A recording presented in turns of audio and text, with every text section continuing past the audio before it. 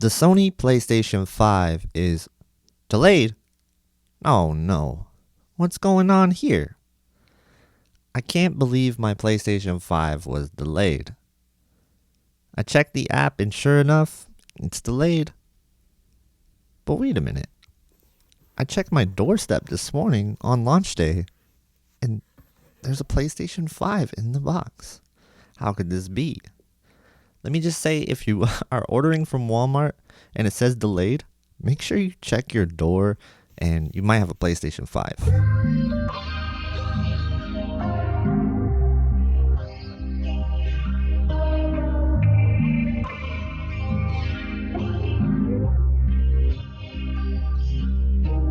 Hey, what's going on, everybody? Welcome to the channel. My name is Produced by KG. We do tech videos, TV videos, and gaming videos. Make sure you subscribe if you want to see more of that. Today, we're going to unbox the PlayStation 5. Now, I've unboxed the Series X already, and I'm going to compare how I felt about the unboxing. And I gotta say, off the bat, very impressed with the Series X unboxing experience. PlayStation 5, I felt like I was unboxing a PlayStation 3. It was very traditional, so to speak, and really not too much there. So we're going through the whole thing and we got ourselves a controller. Now off the bat, this controller is incredible feeling. I really liked how it felt in my hands when I picked it up, and the buttons felt really sturdy, nice and clicky. And the controller, the triggers were very responsive. And more on this controller later because I think it is a selling point for the console. Now, off the bat, like, you don't see this with the Xbox controller. It doesn't feel like a next-gen controller when you hold it. It just feels like the old Xbox controller with some minor tweaks. And in the box, we also have a horizontal base stand so that if you don't want to have your system vertical, you have that. And then HDMI 2.1 cable is needed, and it does come with this. So what's in the box? That's it. Charging cable for your controller, and then the big boy. This thing is massive. I gotta say, this is probably the biggest console I've ever seen in my entire life. It felt like I was holding a PC tower, and it was just gigantic. So keep that in mind if you are going to set this up on next to your TV or on a stand. Make sure you have enough clearance. Here it is next to the Series X, and you could see already how huge this thing is. Like, it doesn't even fit in the whole frame.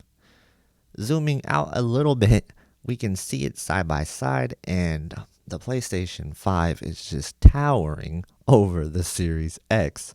And my goodness, this thing is huge.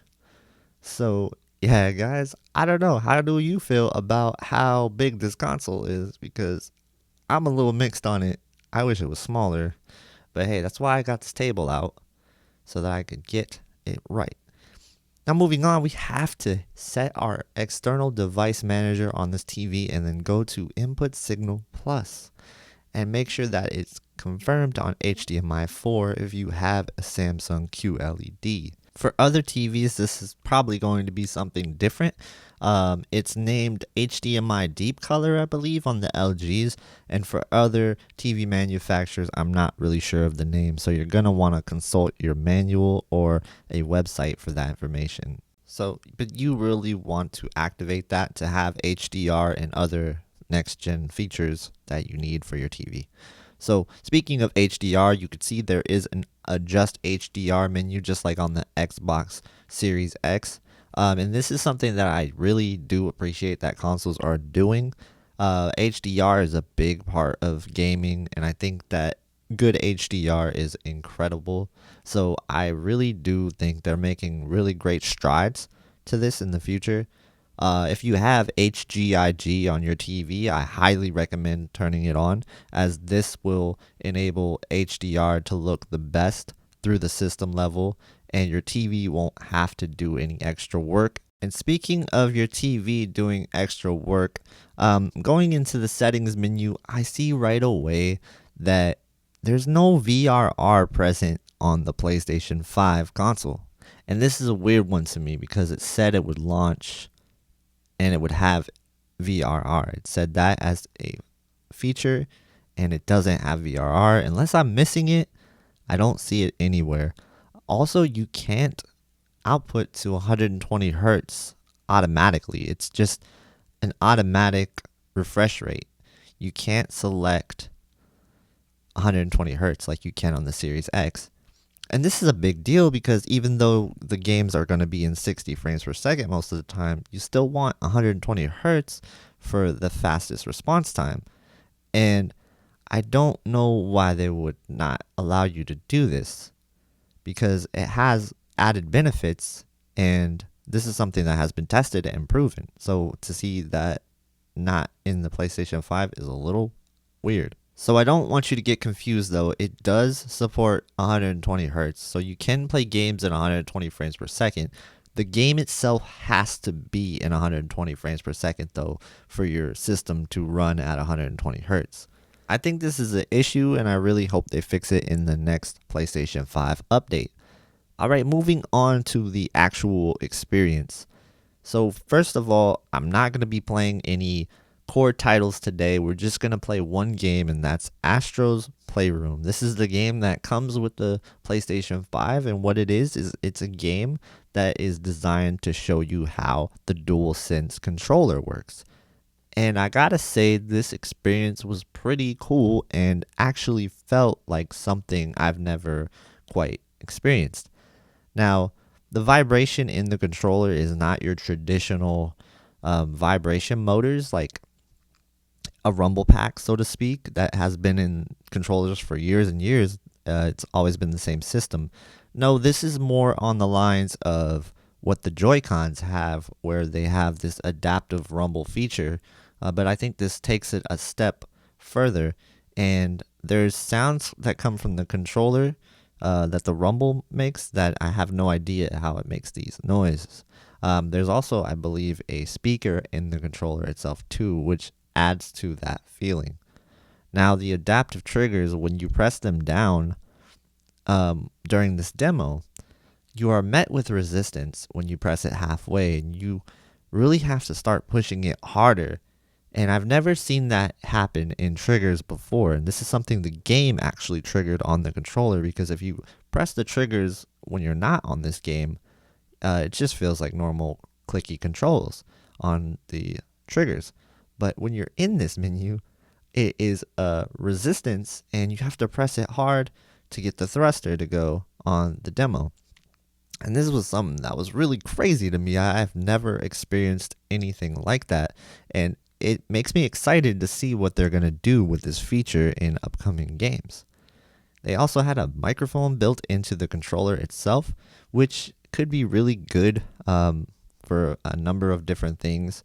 So you can also turn it off if you are afraid that the FBI is spying on you or whatever. But just keep in mind that this is a really cool controller. I guess that's all I'm really trying to say is this controller feels like a next-gen controller, and the PlayStation 5 hit that on the nail, while the Series X it feels like a regular Xbox controller, and that's fine. Xbox controller is good. Don't get me wrong, I like it. But this is just like a next-gen controller. And it also has the motion controls built into it, so you can actually play like driving games in this sense with it. So that will be interesting to see how they use that going forward. Man, what could I really say about this game? It's just kind of cool for kids to try out and experience the PlayStation 5 for the first time. I let my nieces try it, and they absolutely loved it. So I'm going to go ahead and play a little bit of a clip here with the sounds coming from the controller so you can get a sense of what it really sounds like.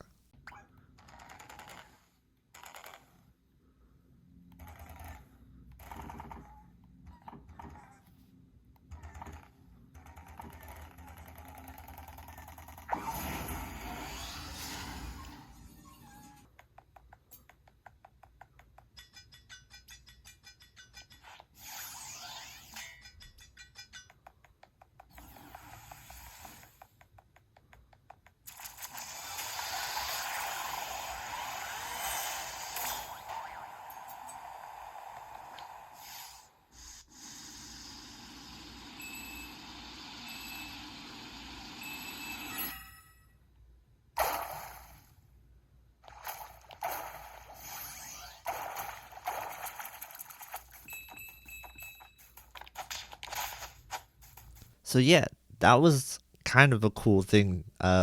These controllers are incredible, and it's doing things that I've never seen in a controller before, and I think that's really cool. Also, I wanted to note, if you've seen me jump into that level, there was no loading screen. So I jumped from the main hub right into a level, and there was no loading screen. It was just fast. So I think overall, I am very excited for the PlayStation 5 and the Series X. Now, for things that just kind of feel next gen, though, I definitely got the sense that the PlayStation 5 had that feel, with the controller, so to speak, and just the game experience, this demo that they have. That was cool. I was disappointed, though, in the lack of system settings features, like the lack of VRR and the lack of 120 hertz output just by itself.